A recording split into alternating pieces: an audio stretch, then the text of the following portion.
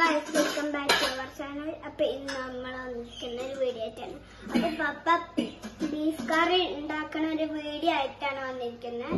നേരെ നമുക്ക് കാണാൻ പോവാം.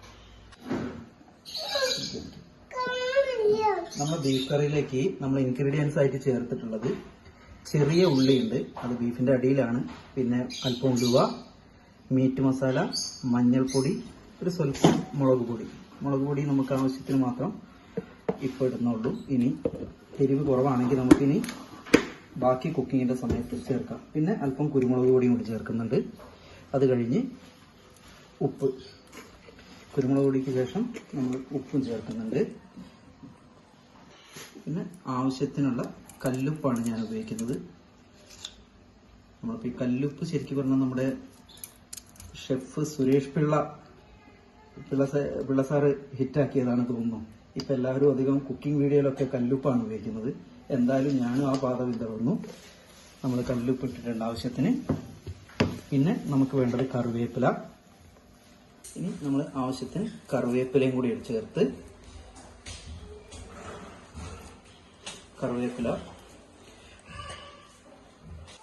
ഇനി ഒരൽപ്പം വെള്ളം കൂടെ ചേർത്ത് നന്നായി ഒന്ന് മിക്സ് ചെയ്യണം. ഇത് കൈകൊണ്ട് ചെയ്യുന്നത് തന്നെയാണ് അതിൻ്റെ നല്ലത്.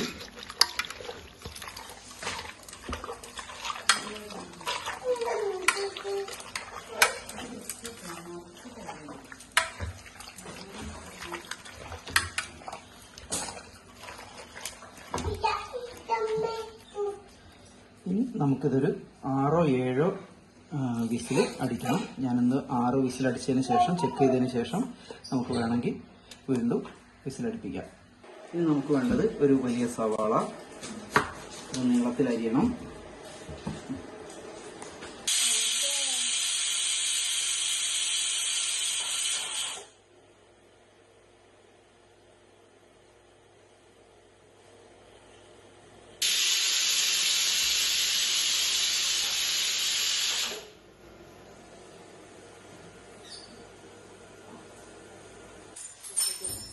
ഇനി നമുക്ക് ഒരു ഉരുളിയിലേക്ക് ആവശ്യത്തിന് വെളിച്ചെണ്ണ ഒഴിച്ച്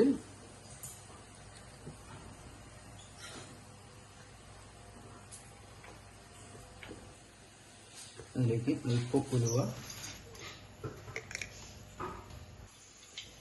അല്പം ജീരകം, കറിവേപ്പില,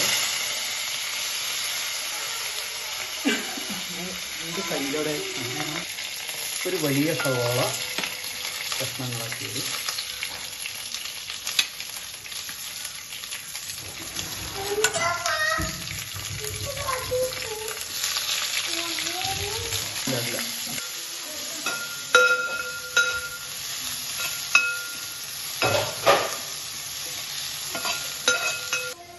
ഇനി നമ്മുടെ ഇഞ്ചി വെളുത്തുള്ളി പേസ്റ്റാണ് ഇനി ചേർക്കാൻ പോകുന്നത്. ഇഞ്ചി വെളുത്തുള്ളി പേസ്റ്റ്, തക്കാളി,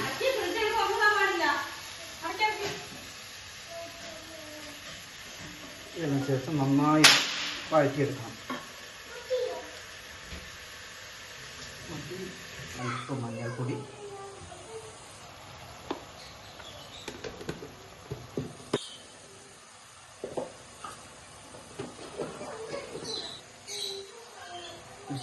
ഉള്ളിപ്പൊടി,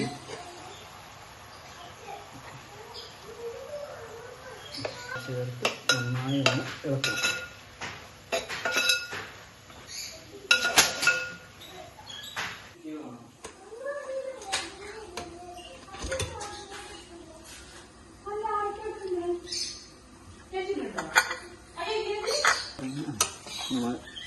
ബീഫ് ഏകദേശം വെന്തിട്ടുണ്ട്. ആവശ്യത്തിനുള്ള വെള്ളം നമുക്ക് ഇതിൽ തന്നെ വന്നിട്ടുണ്ട്. ഇനി നമുക്ക് മസാലയിലേക്ക് ബീഫ് മിക്സ് ചെയ്യാം.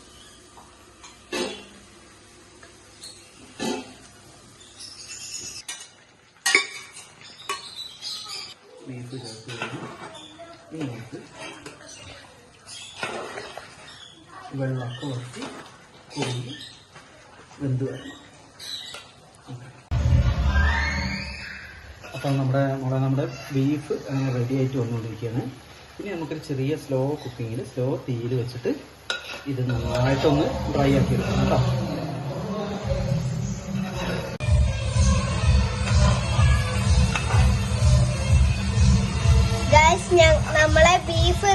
ആയിട്ടുണ്ട് കേട്ടോ.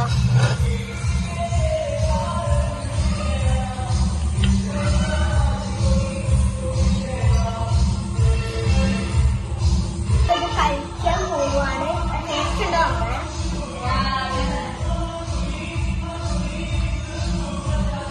അടിപൊളിയാട്ടോ. ഞാൻ ജോജിക്ക് കൊടുക്കുകയാണ് കേട്ടോ.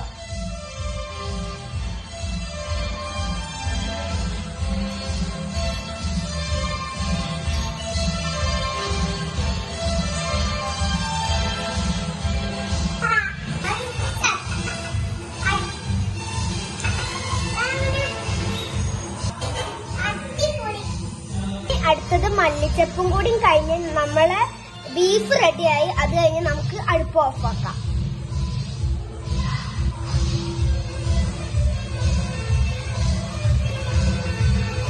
അടിപൊളിയാവും, നല്ല ടേസ്റ്റ് ഉണ്ട്. നിങ്ങൾ എന്തായാലും ഇത് ട്രൈ ചെയ്ത് നോക്കണം.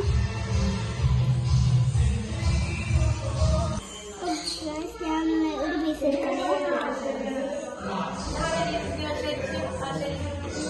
ചൂടുണ്ട്. അടിപൊളിയാണ്, അടിപൊളി. അത്രയ്ക്ക് ടേസ്റ്റാണ്, അടിപൊളി ടേസ്റ്റാണ്. വൈറ്റ് പൊറോട്ട കൂട്ടി ചേർത്താലേ അടിപൊളിയാണ്. പപ്പ